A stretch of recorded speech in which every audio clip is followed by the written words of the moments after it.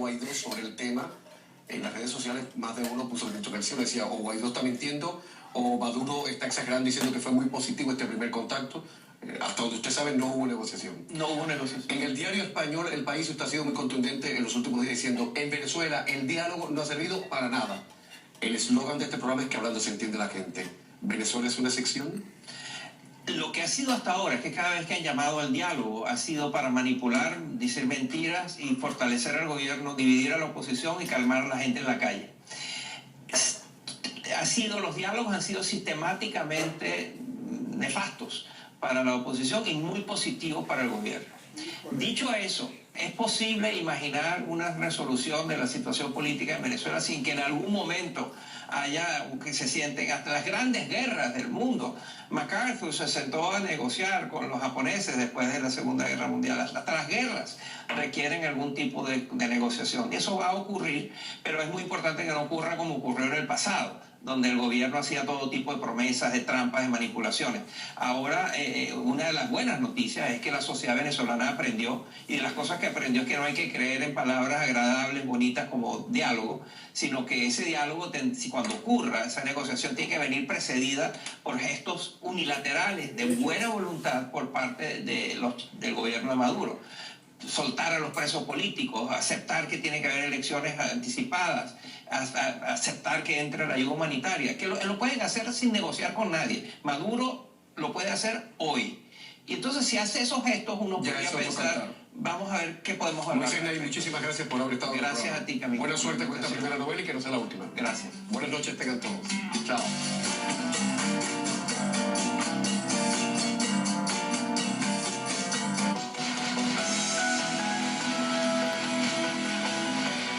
Somos CNN, el líder mundial en noticias.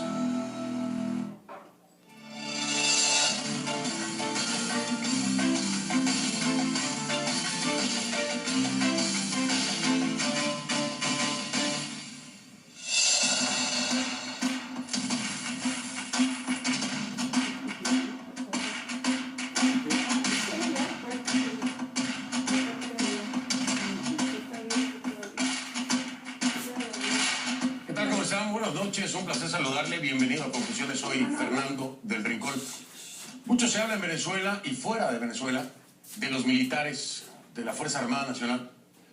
Por un lado los llaman a apoyar un cese de la usurpación y por el otro a defender la revolución.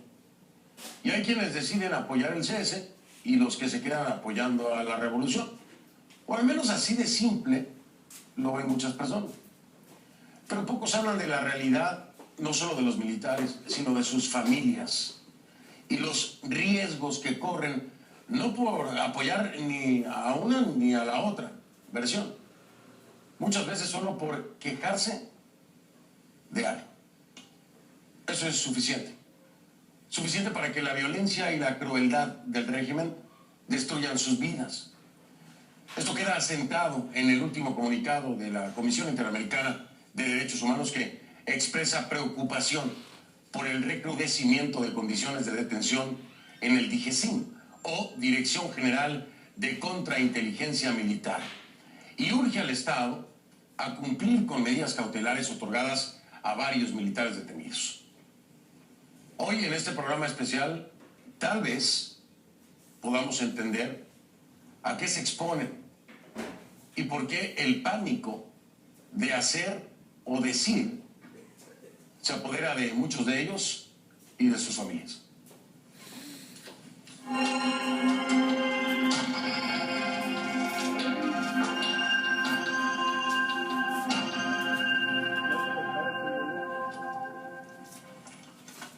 Comenzamos este programa especial de conclusiones utilizando la etiqueta numeral Conclumilitares VZLA, Conclumilitares VZLA. Esa es la etiqueta que vamos a utilizar a lo largo de este programa. Sus comentarios, por favor, con esta etiqueta a mi cuenta en Twitter, @soyfdelrincón, @soyfdelrincón, esa es la cuenta de Twitter. En Venezuela se acumulan las denuncias de supuestas torturas y malos tratos en contra de militares, por supuesto también de civiles venezolanos que se encuentran detenidos en la Dirección General de Contrainteligencia Militar, la DIGESIM, en Caracas. Este miércoles, precisamente mediante un comunicado, la CIDH, la Comisión Interamericana de Derechos Humanos, expresó preocupación por lo que consideran, ya le decía yo, el recrudecimiento de las condiciones de detención. Exhortan al régimen de Nicolás Maduro a respetar y cumplir las medidas cautelares que se le han otorgado a los reclusos. El comunicado dice textualmente así: la comisión ha recibido información alarmante sobre la continuidad de los actos de violencia y las condiciones de detención pésimas, tales como presuntas torturas o tratos inhumanos, crueles y degradantes, medidas de aislamiento e incomunicación de los detenidos y el empeoramiento de la situación de algunos de los beneficiarios. Agregan en este comunicado: la solicitante reportó que hace más de un mes que los beneficiarios no reciben aire ni luz natural y que las restricciones en el acceso de agua, alimentos y tratamientos médicos en condiciones adecuadas persisten.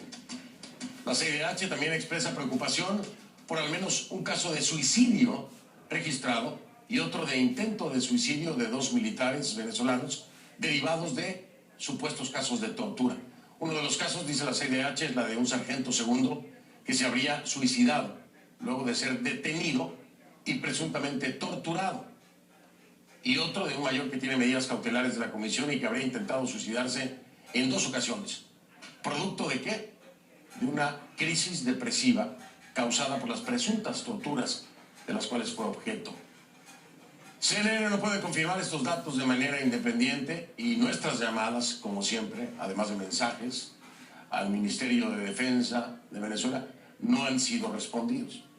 Sin embargo, la información coincide con varias denuncias elevadas por Tamara Sucú, directora ejecutiva del Instituto CASLA y defensora de los derechos humanos.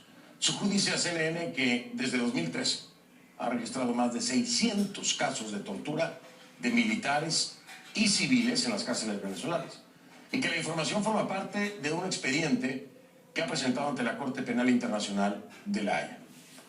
Esta información también coincide con decenas de denuncias de supuestas torturas a militares venezolanos documentadas por nuestro equipo, por el equipo de conclusiones en los últimos meses.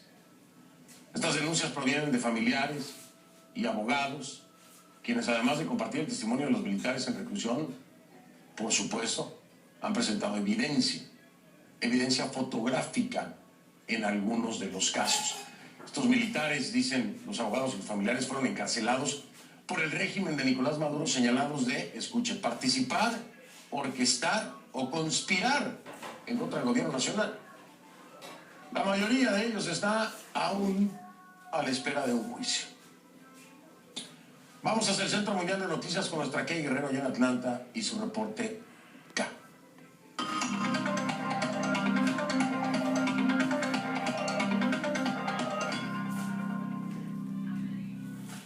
Kay, te saludo, buenas noches allá en Atlanta. Profundicemos más, hay mucha información que ha llegado a nuestras manos y que por supuesto te has dedicado a contrastar y analizar. Y esto es muy importante para que entiendan o podamos acercarnos un poco más a las realidades que viven ellos, los militares y sus familias. Kay, adelante. Así es, Fernando. En los últimos meses el equipo de conclusiones ha recibido decenas de denuncias sobre militares venezolanos que se encuentran recluidos en la cárcel militar Ramo Verde y también en la Dirección Nacional de Contrainteligencia Militar en Caracas, que se conoce como el DIGESIN. Estas personas, según las fuentes que hemos consultado, estarían siendo víctimas de torturas y también de tratos crueles. Estos militares, en su mayoría de alto rango, están siendo señalados por supuestamente conspirar para derrocar a Nicolás Maduro. Sin embargo, sus familiares y abogados dicen a CNN que hay casos de militares que nunca han hecho un pronunciamiento de tipo político y que por el contrario habrían sido detenidos por expresar sus inconformidades sobre, por ejemplo, la calidad de comida de las tropas de las Fuerzas Armadas, sobre la falta de insumos para el mantenimiento de armamento y vehículo militar y también por reportar corrupción interna. Aunque también dicen que hay casos de militares que abiertamente se oponen al régimen de Nicolás Maduro. Pero ¿cómo funciona todo este esquema?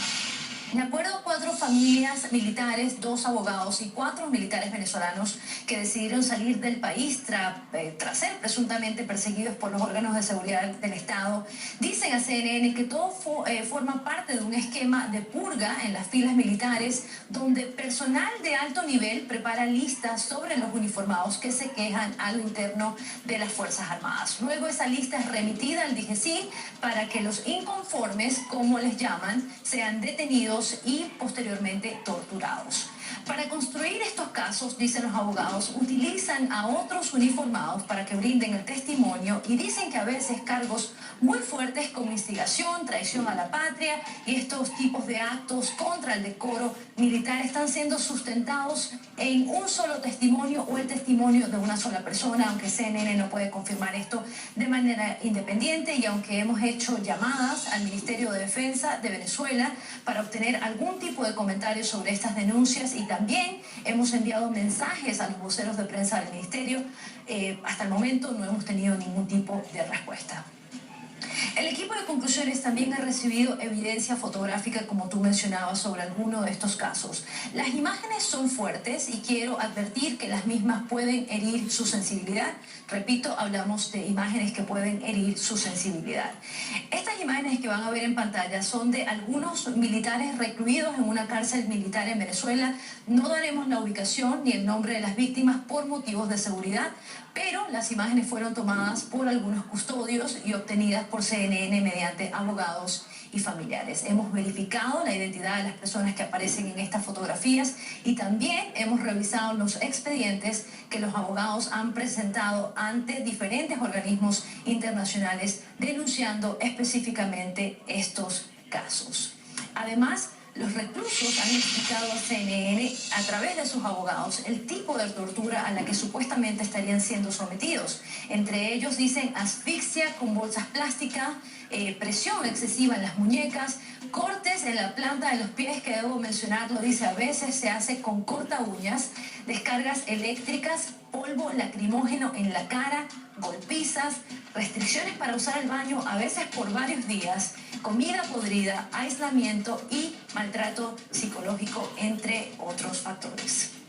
Aunque el Ministerio de Defensa de Venezuela no responde nuestras llamadas, decenas de llamadas y mensajes, es importante recordar que el fiscal general de Venezuela, Tarek William Saab, ha dicho a CNN en varias oportunidades que en Venezuela no existe la tortura y que si algún funcionario lo llega a hacer, él mismo es despedido, Fernando. Pues que y es algo que no nos extraña, que lo hemos venido escuchando, particularmente tú y yo creo que desde hace, no te diría que meses, ya desde hace, pues al menos un par de años, ¿no? Sí. Años lo hemos venido escuchando tú y yo. Creo que ahora ya con la participación de la CIDH la cosa ha cambiado un poco, en el sentido de que se le da mayor visibilidad a esto y una reflexión, ¿no? Del por qué a veces hay tanto silencio por parte de la Fuerza Armada y en las filas de la Fuerza Armada. Es importante conocer esta realidad, ¿no? Sí, es importante conocerlo, Fernando, y es importante también dejar en claro que mientras el mundo, mientras Venezuela está distraído entre la crisis humanitaria y la crisis política, la familia militar ha quedado, se puede decir, a un lado, y estas familias están pasando por muchas cosas, Fernando. Persecución, el impacto que tiene que dejarles, ¿no? Ver las imágenes de sus familiares siendo torturados y, bueno, toda esta evidencia que ahora también tienen que reportar a través de conclusiones. Y por supuesto la historia dramática de las salidas de muchos de los familiares de militares del país para salvaguardar incluso la vida, en el caso de Caguaripano, como así ha sido reportado por sus propios familiares, porque fueron amenazados. ¿Okay? Muchas gracias, estamos muy al pendiente de cualquier otro desarrollo y continuamos con este programa especial. Como siempre, excelente investigación. Gracias, Kike. Gracias, Fernando. Buenas noches. Buenas noches. Era Kike Guerrero en vivo desde el Centro Mundial de Noticias allá en Atlanta. En Twitter la encuentra como @KGuerreroCNN, @KGuerreroCNN. Vamos a hablar de este caso con una protagonista, precisamente.